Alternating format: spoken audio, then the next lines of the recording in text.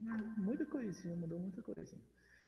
Então, pessoal, hoje é a nossa 13ª aula. Se não me engano, são 20 aulas, tá? 20, não 20, não, 20, 25, 24, 25 aulas, não sei, tá? E a gente precisa passar por elas. Então, pessoinhas, a gente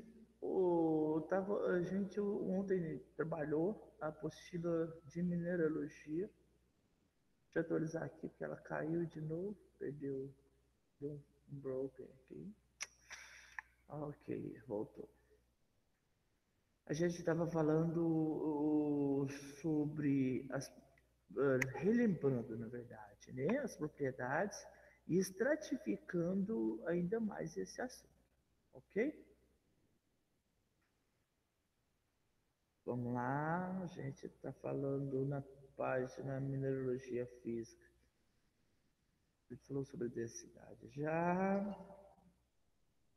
falamos sobre as propriedades de dureza, falamos sobre as propriedades da tenacidade ontem, falamos sobre o brilho, né? E as cores também, tá, pessoal? Então, não esquecer, pessoal, em relação às cores, lá na nossa apostila, está bem estratificado lá. Deixa eu clicar. Vai ou não vai? Não?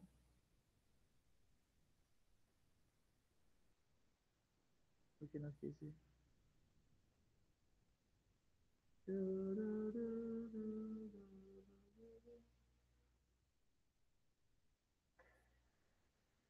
Fechou? Ai, bebê.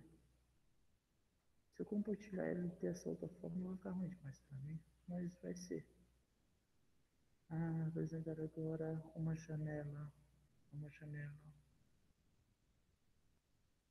Se compartilhar assim, agora vai. Estou repreendendo aqui hoje, mexendo aqui no,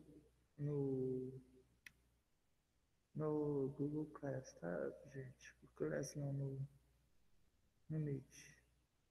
Mudou algumas coisinhas pra gente aqui, vamos ver se...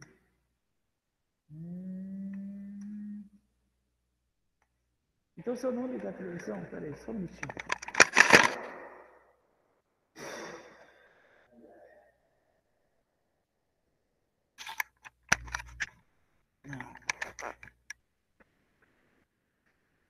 Aí bugou, né? Deixa eu desbugar aqui.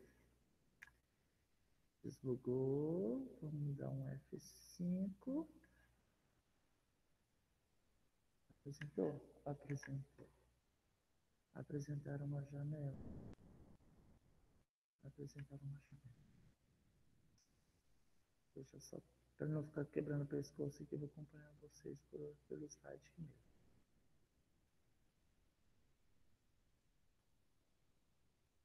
Nossa, que doido. Pior coisa é ter que repreender as coisas, né? Bom, não vai. Não quer. Simplesmente não quer ir. Doido. Então vai dessa outra forma mesmo.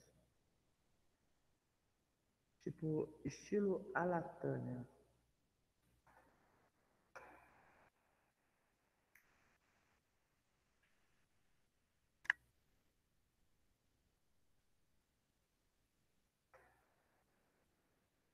Estilo Alatânia hoje, então. Deixa isso aqui, então. Pra ver como ficou pra vocês. Vai dar pra enxergar, não vai? Eu acho horrível apresentar o slide desse jeito, mas é o único jeito que tá permitindo hoje, pessoal. Muito ruim. Mas depois eu apresento o slide, eu deixo o slide para vocês lá dessa forma. Não sei se eu deixei o slide de ontem. Se eu não tiver deixado, eu vou reconferir lá e envio para vocês hoje ainda, tá? Mas cada slide no seu devido lugar. Bom, então ontem a gente estava falando sobre as principais propriedades. Hoje eu precisava deixar simplesmente esses termos, tá? Ontem a gente, se não me engano, a gente parou por aqui mesmo, tá?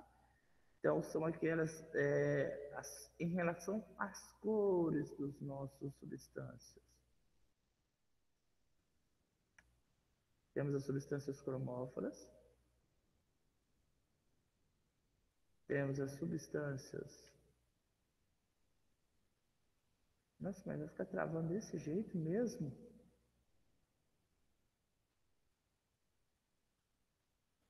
Espera aí, pessoal, até eu acertar isso aqui. Tá tudo travadinho aqui. Depois de meia hora que eu mexo no slide, o slide aparece. Vai, bebê? Tá. Substâncias cromóforas, então, são aquelas que, em determinados elementos, são responsáveis pela cor mineral, como a presença do cromo, na esmeralda, no fucsido, o ferro presente na ametista, certo? A figura, a gente tinha figurinha ali para poder falar, né? O caso da figurinha, que é a figura número 18. Essa figura está também lá na nossa apostila. Lembrando muito, bebê. Então, olha aqui a figura 18, esmeralda, e a presença do ferro e alguns outros elementos aqui na ametista, certo? E o citrino, o titânio responsável pela cor no quartzo, o rosa e o cobre na azurita. Cris, a gente teria alguma outra cor? Teríamos o caso aqui das cores idio... Nossa, mas tá horrível. Pera aí, pessoal, deixa eu ver o que eu faço aqui para destravar esse computador. Deixa eu desligar a tela. Se desligar a televisão, vamos ver se destrava um pouquinho. Tô achando que era isso mesmo. Travou tudo mesmo. Bom, então a gente tem também os minerais idiocromáticos. Estamos falando da página 38 da apostila. Bom, da apostila de mineralogia nossa, de Senai. Os minerais idiocromáticos apresentam coloração própria, enxofre, pirita. Os minerais idiocromáticos, os próprios elementos químicos são responsáveis pela sua cor. Ou seja, nada consegue trabalhar essa ou modificar essas colorações, certo? Temos os minerais alocromáticos. O que são os alocromáticos?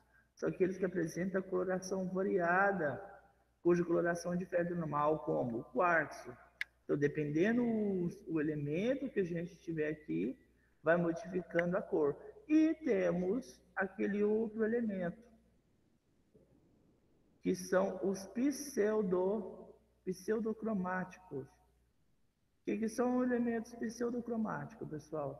São aqueles cuja coloração foi alterada devido a processos químicos, exclusivamente na superfície. Aqui a gente vê o caso da limonita, a gente vê o caso, deixa eu ver aqui, da goetita, né? Que dependendo do grau de oxidação, isso vai modificando a coloração do nosso mineral, tá? Então, ontem a gente, até no finalzinho da aula, a gente comentou que para tomar o cuidado de não confundir o, o traço, tá? Com a cor do mineral. O traço é uma coisa, o traço vai ser a cor do risco, a cor do pó, tá? Então você pega o mineral ali, riscou um mineral numa porcelana, por exemplo, você vai ver que cor que está sendo, que cor que esse mineral está deixando lá no na porcelana. Então aqui o traço da hematita é avermelhado, o traço da perita, ele é um preto, um verde, uma cor bem escura mesmo, né? Só que você pega a pirita, ela tem uma coloração do amarelo ouro. Você pega a hematita na mão, ela tem uma coloração bem escura. Quem lembra do caso da hematita? A hematita, então, se ela tiver polida, ela vira uma coisa Topperson, né? Isso aqui é uma hematita polida.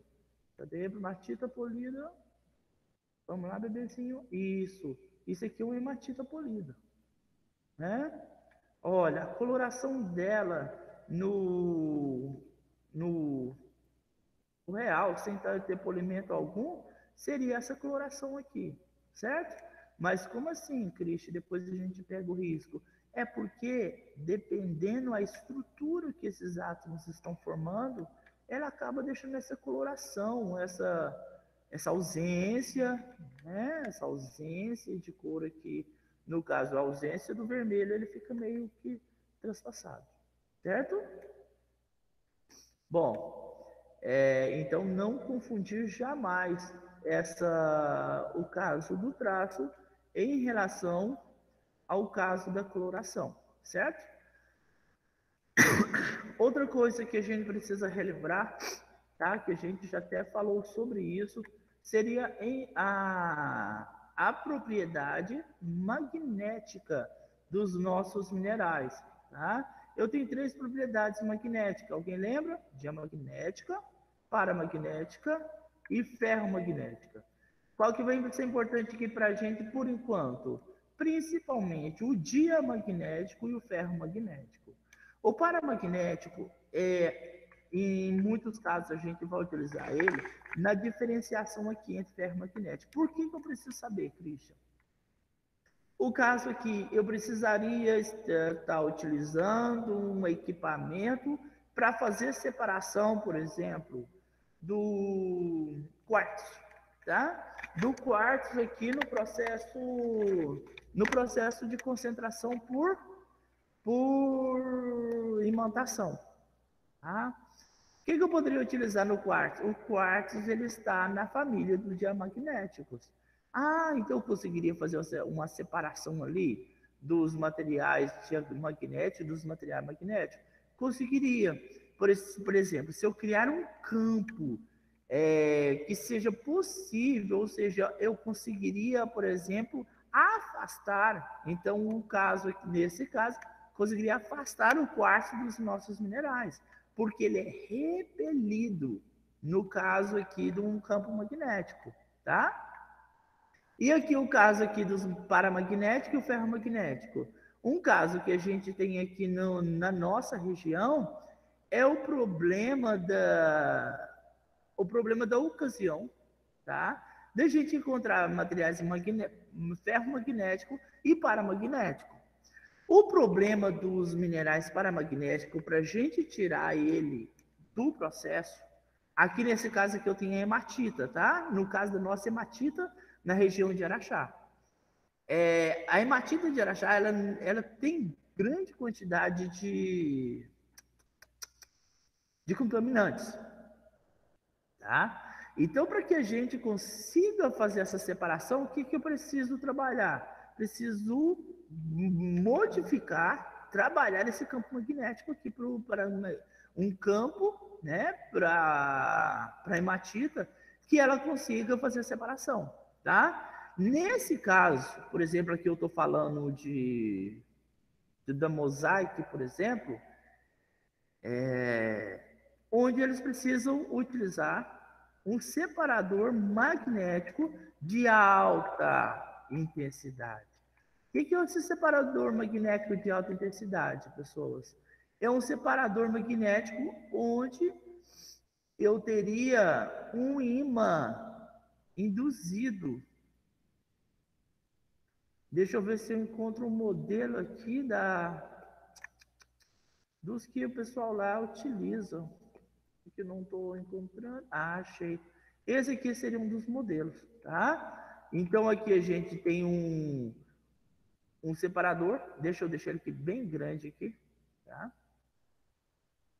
Perceba que aqui eu tenho um campo, um indutor, um campo magnético induzido, tá? Elétrico, no caso. Lembra que lá em física lá a gente utiliza a imantação por indução?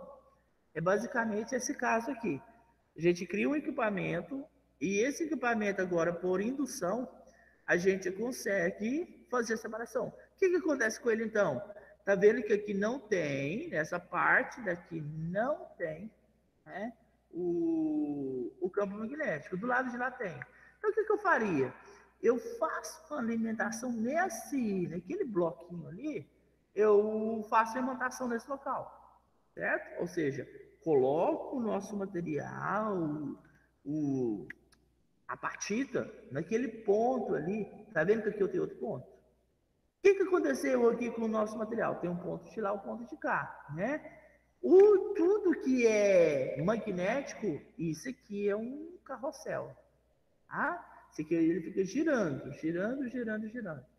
Em torno aqui temos um eixo, aqui tem um motor aqui de baixo. E esse carrossel, ele vai, né, vai ficar girando. O que é material não magnético, ele vai descer aqui nessa caixa, olha lá. Ó. Então, o material entrou ali naquela tubulação. O material que é magnético, ele tende a ficar grudado ali naquela parede ali, certo? E aqui, o que vai acontecer? O material que não é magnético, ele passa direto. E o material que é magnético, ele tende a ficar aqui numa situação ou enclausurado ou retido, certo? Então aqui a gente consegue fazer a separação desse material de forma fazer a separação entre o material que a gente chama ele de magnético e o material que a gente chama de não magnético, beleza? Então esse aqui vai ser o separador magnético. Olha, e isso aqui é para um material paramagnético, tá, pessoal? Eu preciso de um alto magnetismo para tirar a hematita ali do processo de concentração da apatita, certo? A apatita, o que é mesmo? A apatita é o minério de fósforo, né? De onde a gente tira o nosso fósforo. Desculpa. E a nossa hematita, é o material de onde a gente tira o ferro.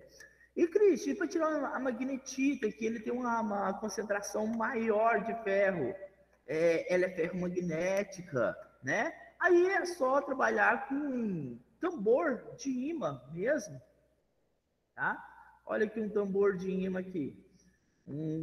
Ele funciona dessa forma aqui, ó. Esse aqui é giratório, tá? Deixa eu ver se eu encontro mais um esqueminha aqui para o nosso tamborzinho.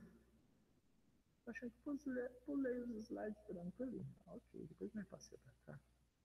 Ok. Uhum. Bom, deixa eu ver se eu acho um esqueminha aqui. Achei. Achei. Então, esse nosso equipamento, ele funciona dessa forma aqui. Esse aqui é de baixa, tá bom? Então, esse aqui que é induzido, ele é de alta intensidade, é para materiais ferro, é paramagnético, e esse aqui é para material ferromagnético, ou seja, ele tem alta capacidade de grudar ali no tambor, né? Num imã qualquer. Esse imã comum que a gente tem em casa, esse imã de geladeira mesmo. Então, o que acontece ali? O material passa lá, cai lá em cima. Aqui a gente tem esse motorzinho que gira esse tambor, tá? E ali dentro desse tambor eu tenho um imã. O que acontece? A metade de um imã, tá, gente? A metade de um... Poderia dizer assim, lá dentro desse tambor, a metade dele certinho aqui, ó, no caso aqui, essa posição aqui, eu vou ter um ímã, né, em forma de D aqui, certo? Em forma de um Dzinho. Então, o que acontece? Aqui eu não tenho um ímã, aqui eu tenho uma imantação, aqui eu não tenho imantação. Então, todo o material aqui que está meio escurinho ali, ele tende a ficar grudadinho no ímã, tá? E o material que não é magnético, então aqui eu tenho não mag e o mag. O mag grudou, seguiu um fluxo, tá vendo? Que ele vai sair aqui por aquela bocal ali.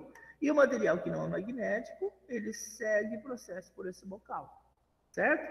E a nossa magnetita, o que eu vou fazer com isso, Christian? Por enquanto, não estamos fazendo nada, tá? Precisamos encontrar alguém aí, algum engenheiro de mina, algum engenheiro de processo, para descobrir esse processo para a gente, tá? Para descobrir esse processo, como reaproveitar os materiais magnetita e a hematita da região de Araxá. Eu suponho que ainda ninguém pensou nessa tese, tá? Porque aqui a gente tem um lucro muito alto sendo descartado aqui, tá?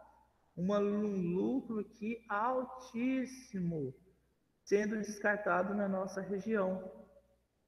O que acontece com o material aqui? O magnetita e hematita, eles são depositados no campo, tá? São depositados porque ele ainda não tem nenhum aproveitamento, tá? Mas já já a gente chega lá para mudar essa história, certo? Então isso seria propriedade de magnetismo. Outra propriedade que precisamos ver, pessoal, seria o hábito, ou seja, a forma com que a gente encontra hábitos, com que a gente encontra os nossos minerais ali na natureza, certo? Então, vou utilizar várias classificações, tá, pessoal?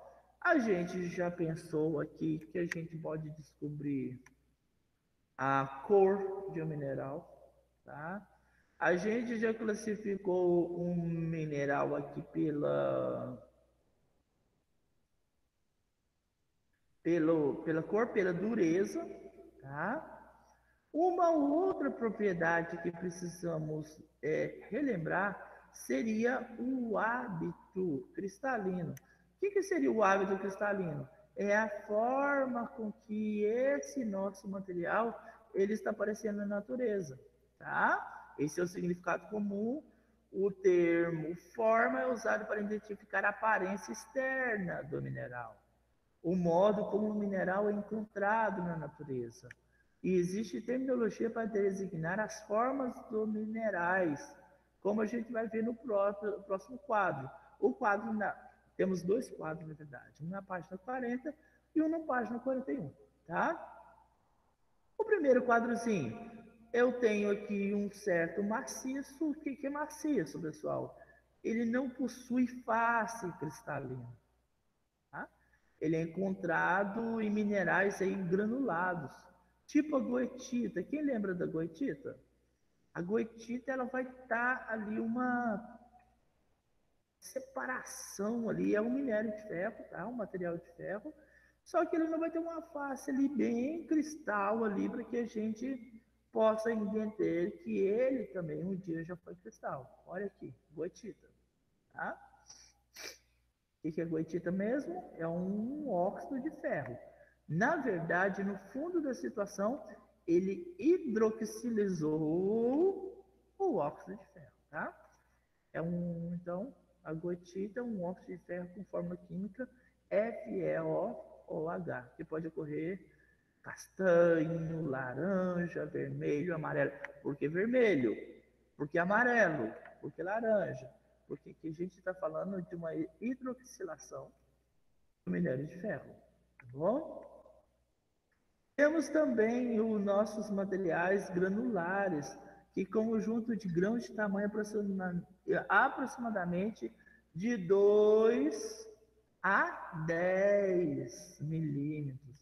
Temos o material compacto, que é granulação fina, que não permite diferenciação ao olho nu, que é o caulin. O que é o caulin? O caulin a gente acaba tendo a dissolução do seu desfato e ele vai criando ali umas finas camadas. Lembra que ontem eu falei do silt, né?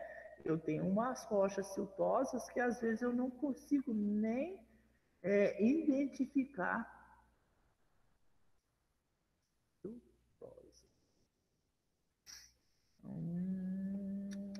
Eu não consigo identificar. Deixa eu ver se eu encontro alguma rocha aqui. Né? Está parecendo muito o arenito, mas o arenito a gente vai conseguir identificar o tamanho das partículas, né? No caso aqui das rochas bem compactadas, eu não consigo identificar onde estão as nossas partículas, certo? Temos os lamelares, que a gente viu o caso da mica, né? E temos os materiais que se desplacam em placas finas, como as micas, tá? Aqui eu tenho lamelares, como folha, que também é o caso da mica, mas ali a gente tem a grafita, a molibdenita. Molibdenita, vamos ver se a gente encontra aqui algum exemplo da molibdenita dividida em folhas. Aqui ela está grudada num cristal de quartzo. Aqui a gente não vai conseguir verificar ela direito, tá? Esse caso aqui é o caso da molibdenita. De onde o que, que a gente tira a molibdenita? Da molibdenita? De dentro, né? Ok? Aqui a gente não vai conseguir identificar direito, não. Mas isso aqui vai ser um material que eu vou conseguir tirar algumas partes, com dificuldades, tá? Não vai ser fácil como a gente trabalha lá com a mica. Temos a outra parte do nosso quadro.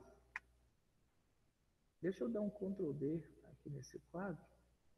Vai ser legal. Ctrl D.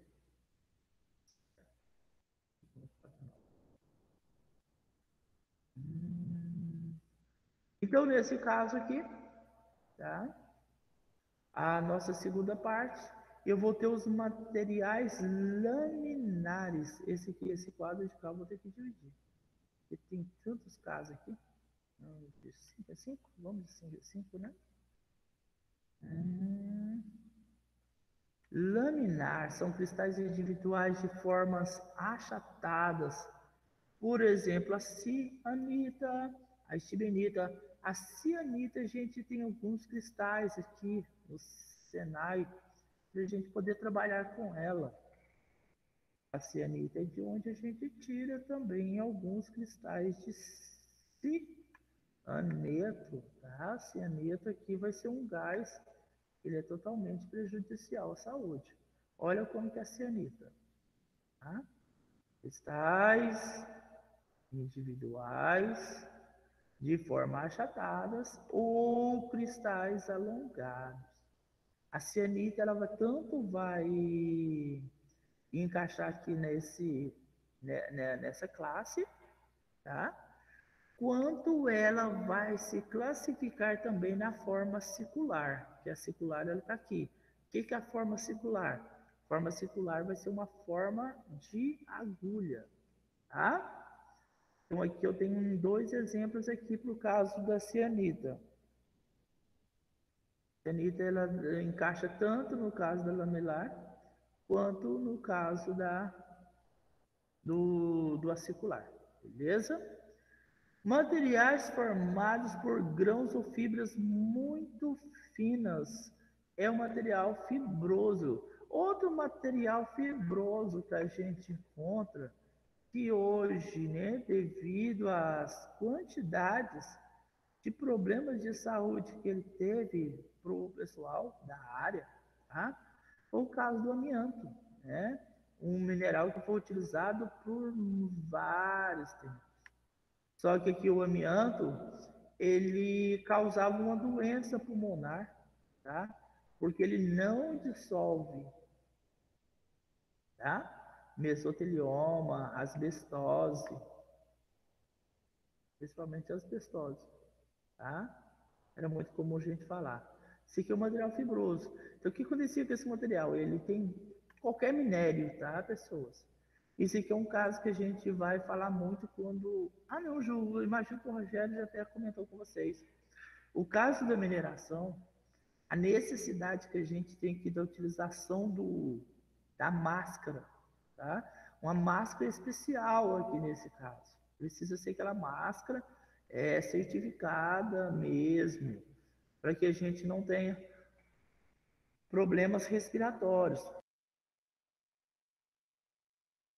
Hoje não mais, mas no início aqui da mineração no Brasil, estou falando aqui de 1920, 1930, até ali 1960, até agora há pouco tempo, 1980, 1990, a quantidade de pessoas que morriam devido aos trabalhos na mineração era muito alto, tá? Porque a pessoa naquela época, ali, 1930 e 1950, não tinha ninguém tinha obrigação de fazer a utilização de máscaras, né? Ou de EPI qualquer, não tinha necessidade de EPI. E o que o pessoal fazia? Ah, não, isso me incomoda, não vou utilizar. Se incomoda, não vou utilizar. Até hoje, tá, pessoal? Existem algumas empresas aí que ainda tem essa filosofia. E eles se baseiam lá numa parte do caso da teoria, desculpa, da NR5, que fala que o EPI ele precisa trazer conforto para a pessoa. Só que nessa questão de conforto, a pessoa acha que, eu estou desconfortável com o EPI, eu posso simplesmente tirar ele. E não. Seu EPI aqui, esse abafador de ruído aqui, ele é muito pesado. Esse fone é muito pesado. Virou EPI? Não, esse aqui está prejudicando, né? O abafador de ruído ele é muito pesado. O abafador de ruído de tipo plug, aquele que a gente precisa abrir o ouvido e colocar lá dentro. Outro problema, né? Se a gente não tomar cuidado, vai dar aquela coceira no ouvido e pronto. E daqui a pouco eu vou ter dois problemas para resolver, né? Além do problema do ruído, vou ter o problema também da situação que eu vou precisar escolher outro ou ficar surdo, né? Bom, isso aqui então era um caso enorme de problemas no passado. Tá? Temos os materiais detríticos, que é o óxido de manganês. Cadê o óxido de manganês? Óxido de manganês. Manganês. Como que ele está aparecendo aqui? Aqui ele está com a carinha tão bonitinha. Tá? Detrítico, achei aqui um caso aqui. Olha o óxido de manganês como que ele está aparecendo na sua forma natural. Geralmente, quando a gente encontra ele depois, pessoal, vocês vão encontrar ele em forma de pó. É muito provável que ele tenha uma tonicidade muito baixa. Tá bom? Fácil de fraturar, né? Então, aqui a gente tem um óxido de manganês. E o outro caso que a gente tem aqui embaixo seria os materiais concêntricos, e que é o material... Volta. Estou com várias telas abertas aqui, ele confunde tudo. Brilho. Vai beber. Os materiais concêntricos, que são bandas ou faixas arranjadas de forma concêntrica, rodeando um dos mais centros, tal como a ágata. Quem lembra da ágata? A ágata ela tem um formato bonito, né? Uma coloração muito linda. Aqui seria um caso de ágata. E eu vou ter em várias colorações, tá? Forma concêntrica. Esse aí é o caso que a gente está com o material, né? Uma coloração lá no centro, e depois esse cristal vai crescendo de forma irradiante, né? Botroidal, que no caso aqui eu tenho a calcedônia. Estou tentando mostrar, pessoal, alguns materiais que depois a gente vai encontrar ele aqui no cenário, tá? É mais fácil, vai ser mais fácil a gente trabalhar. E o caso da calcedônia, tá? De novo, tá dando aquela mesma característica, né? De estar ali meio concêntrico. Mas aqui a gente vai estar com material botrioidal, similar a um cacho de uvas, ou tá ali ao redorzinho, né? Eu começo ali fininho, depois eu vou arranjando esse material de forma crescente, mas de forma que esses materiais eles vão se concentrar num certo ponto ali, né? Tá vendo que aqui está concentrando naquela ponta de lá. Esse outro cara está concentrando na parte de cima do nosso mineral. E temos aqui o outro material que seria O próximo slide. O globular, que seriam os quatro últimos materiais, formas, cristais, tipo de cristais que iremos encontrar aqui. Forma globular, que superfície apresenta pequenas esferas ou globos.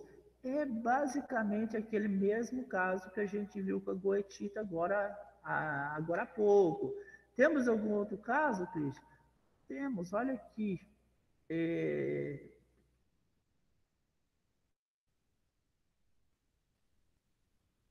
Quando vocês lembrar dessa cor aqui, lembra da coloração psilomelano.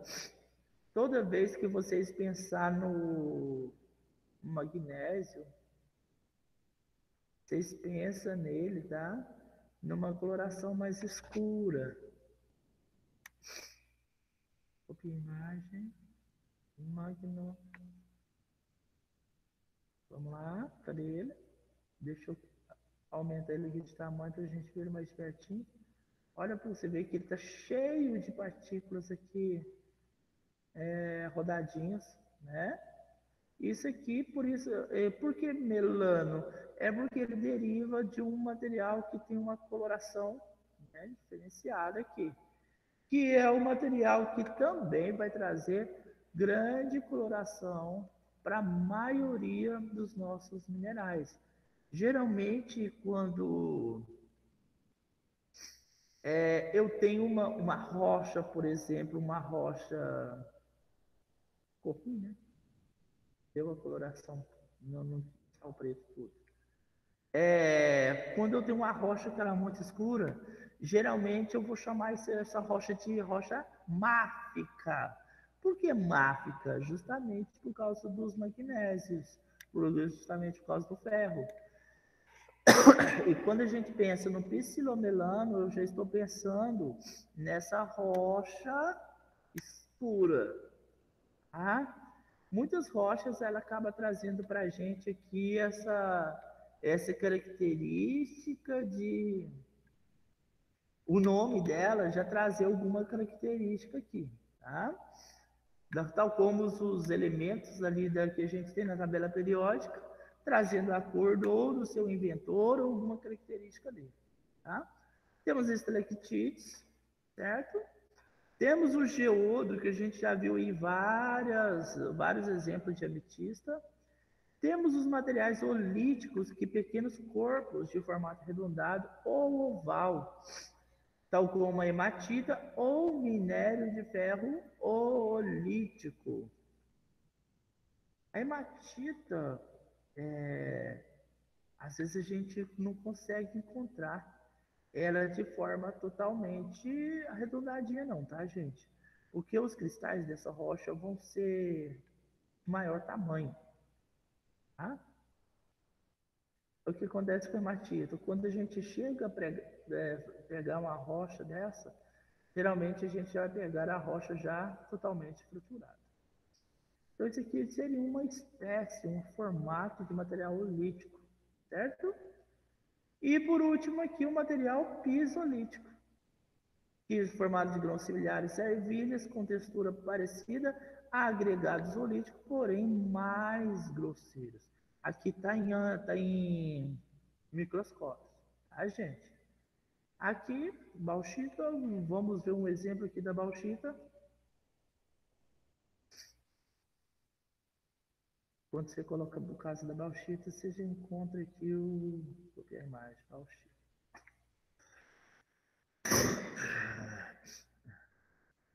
E o caso da bauxita, né? Esse aqui já seria o caso do pisolítico, certo? Formado em grãos mais grosseiro, certo? Bom, Christian, bora lá dar continuidade. Então aqui a gente já viu os principais tipos de hábito cristalino: o maciço, granular, compacto, lamelar, o micáceo, já vem da mica, né? Laminar, fibroso, acicular, radiado, dendrítico, concêntrico, botrioide, globular, estalactítico, geodo, o olítico e o pisiolítico, ok? Beleza? São vários para lembrar, né? Eu vou cobrar essa lembrança de vocês, gente? Muito provável que não, tá? Já que até porque não somos nenhum tipo aí de engenheiro de mina ainda, né? Tomara que vocês pensem nisso igualzinho a Camila. A Camila já está pensando em ir lá para o Pará, né? É... Muito É uma doido. suposição. Tá. Faz parte, né, Camila? Sonhos são sonhos. Bora lá, ganhar seus 10 mil facinho, facinho, facinho, né? O ruim de lá é que é só muito longe de casa. Mas tem outras pessoas aí que querem ir até para outro país, né, e não tá achando longe. E que é Pará. E agora, gente, a outra propriedade, né, que a gente viu. Então, aquela questão entre o material ele ter clivagem ou não ter clivagem. Vamos falar da clivagem primeiro? O caso da clivagem é quando o nosso material ele está quebrando em um plano, tá? De tanto que eu vou ter vários aqui, três tipos de clivagem, é muito boa, a perfeita e a imperfeita, e eu vou ter depois a fratura, tá? Então, olha aqui, o que a gente poderia dizer da clivagem? Eu posso ter uma clivagem muito boa. O que é uma clivagem muito boa? Tá lisinho, chega até brilhar, que é o caso que a gente vê aí na calcita, né? Apesar que a gente vai encontrar calcitas aí. Eu tenho calcita, a calcita ótica e a calcita comum. A calcita comum, às vezes, a gente não consegue ter essa perfeição que eu estou falando, tá? Vamos ter. Ela chega ali no muito boa para perfeita, mas não chega a totalmente muito boa. Eu tenho a calcita ótica que ela chega a criar até um espelho ali, reflete, né? Um brilho lindo aí do lado, na parte externa dela. Eu tenho também, volta lá, bebê. Então, aqui a gente tem a clivagem muito boa e a clivagem perfeita. E a gente vai ter também a clivagem imperfeita e a muito imperfeita. Quando eu estou falando de uma clivagem muito imperfeita, é o que eu já estou falando, já estamos chegando aqui na fratura. Tá? O que é uma clivagem perfeita? Quando o mineral se cliva,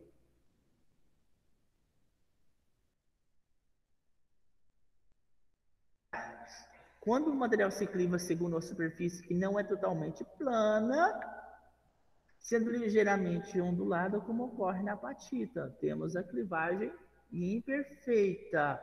Aqui eu também tenho alguns. Apatita? Deixa eu pensar aqui num feldspato qualquer aqui. Feldspatos. Olha aqui, ó. Esse caso aqui é um feldspato com materiais mais sílicos, né? Deixa eu copiar ele aqui. Cadê? Olha aqui, ó. Copiar a imagem. Esse silicato aqui, ele ainda tá bonitinho, hein? Ele tá com clivagem aqui que a gente poderia considerar uma clivagem muito boa. Apesar de ter umas certas ondulações, né? Mas a clivagem aqui está muito boa, certo? E eu vou ter alguns outros minerais ali depois ali, que eu não vou ter nada parecido com isso, certo? Olha esse aqui, ó, o feldspato, salmão. Gente, o feldspato seria uma família de sílica aqui, tá? Sílico, potássio, e de onde a gente tira algumas coisinhas aí, tá? Inclusive para a área da civil, tá?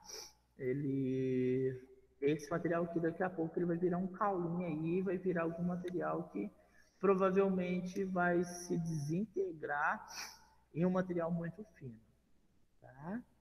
Feldspato salmão.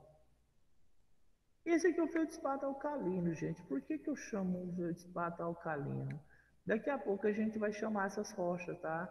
Vamos saber o que é uma rocha básica, uma rocha ultra básica, uma rocha ácida, uma rocha muito ácida, tá? Daqui a pouco a gente chega nessa situação, tá? Então aqui a gente está vendo aqui uma clivagem muito boa, não está perfeita, tá?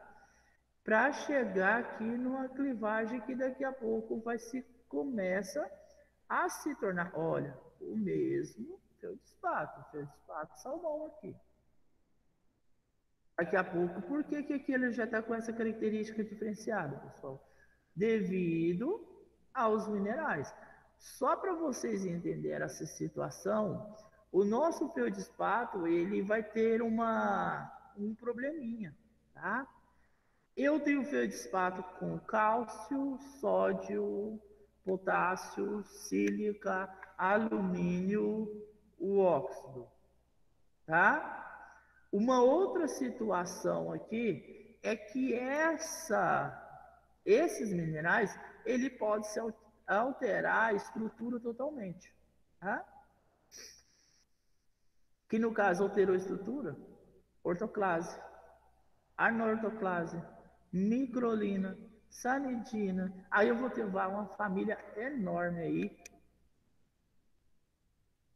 Uma família enorme de minerais aí parentes dos seus espaços, tá? Por isso que a gente está vendo essa coloração, um mais alaranjado, um mais rosado, certo? E a clivagem imperfeita ou muito imperfeita? Muito imperfeita é aquela que só observa a clivagem por processos artificiais, por exemplo, no aquecimento seguido de resfriamento brusco, o operador deve ser bastante hábil para conseguir tal fenômeno. Aqui, que é aquele caso que a gente estava falando, já né, no processo ali de martelinho que a gente trabalhar, a gente já não identifica mais. Tá? A gente, nesse caso, a gente já passaria para outra propriedade, que é a propriedade da fratura. O que seria a fratura, então? A frautura, gente, a frautura, né? A fratura seria quando eu quebro um mineral, ele provoca superfície irregular, tá? Ele não tem aquela superfície lisa mais. Em algumas substâncias cristalinas, estruturas cristalinas, a força das ligações é aproximadamente igual em todas as direções. E o rompimento desses minerais não segue uma direção particular. Então, lá na clivagem, a gente viu que os minerais eles só crescem numa direção. Tá? Alguns crescem em 3 direções, outros em 2, outros em uma só, que numa direção só, estamos falando aqui do caso da turmalina, estamos falando da cianita, em 2 direções poderia ser o caso aqui da mica, né? Porque ela tem um traço X e Y. O caso da alita, ele tem X, Y, Z, ou seja, ali a gente vai conseguir quebrar um cristal quase esquadrejado ou romboédrico, muito parecido com um retângulo ou um prisma retangular ou um prisma ali do tipo quadrático ou um prisma, quem sabe até do tipo trapezoidal, né? Isso por causa da estrutura cristalina que cresceu ali, tá? E eu vou ter agora os nossos.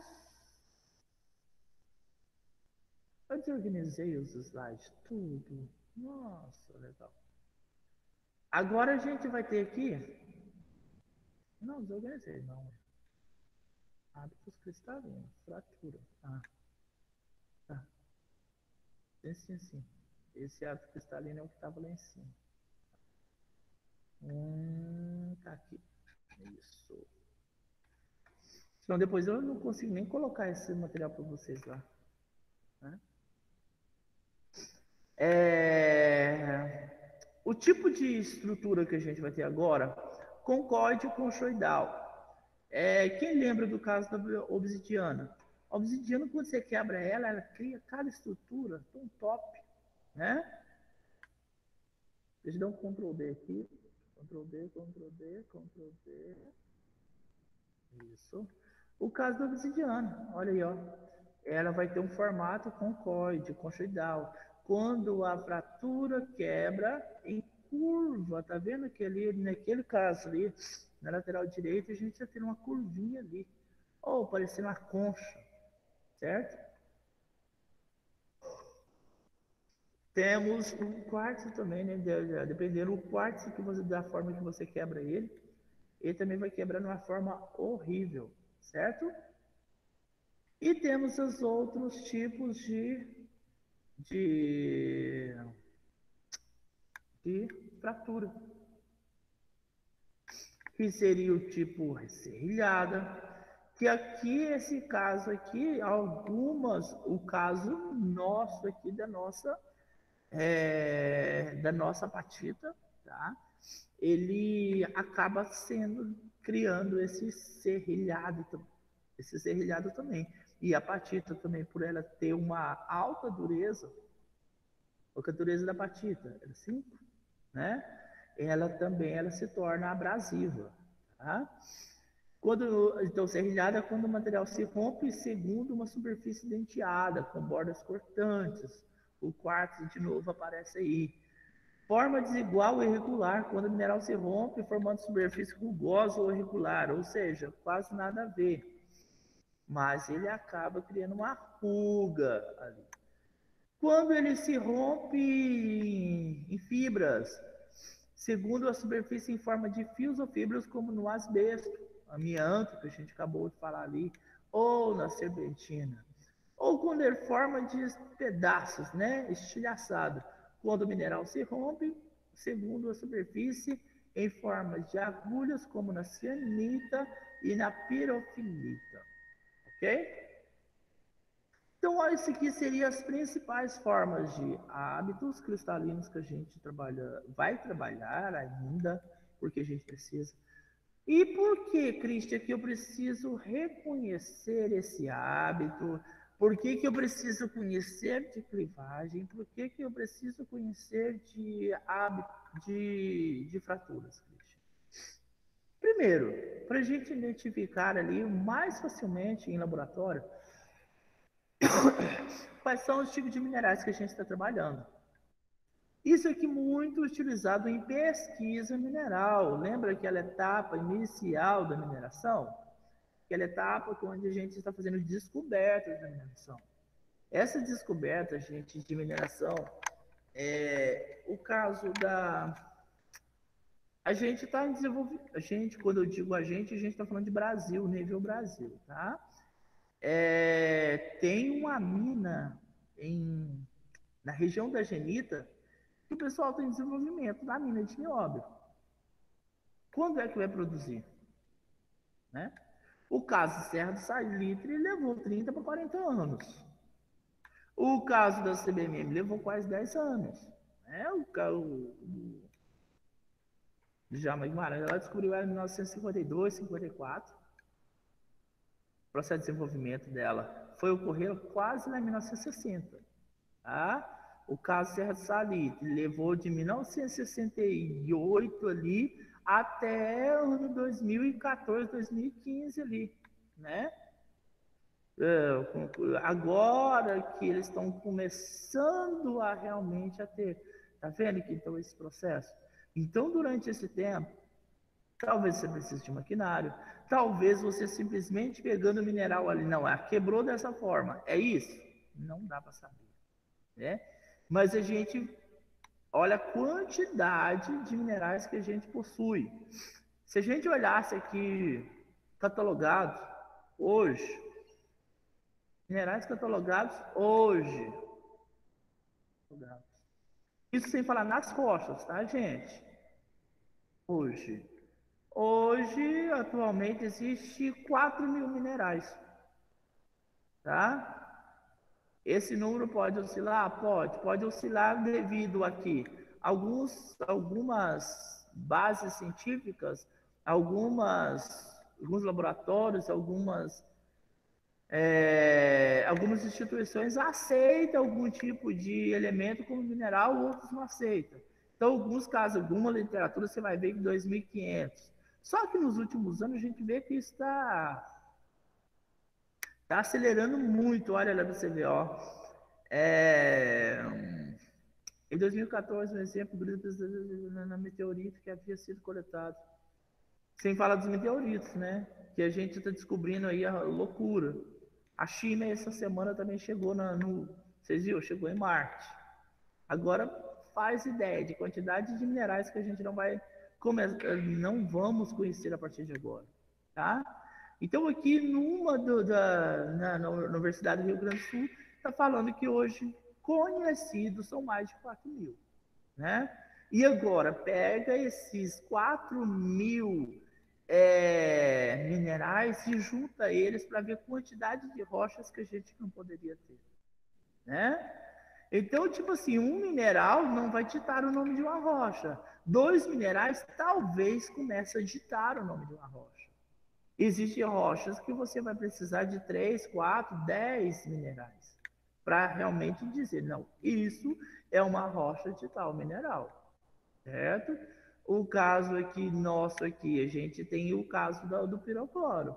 Por que é pirocloro? Porque ali a gente tem alguns minerais misturados e virou pirocloro. E se não tivesse esses minerais? Talvez se viraria outro tipo de rocha de nióbio. Talvez viraria uma rocha no mundo, né? Já até comentei isso com vocês. No caso nosso, a rocha é o pirocloro. Existe a outra rocha, sumiu o nome, tá? Tantalita. Tantalita? Tantalita.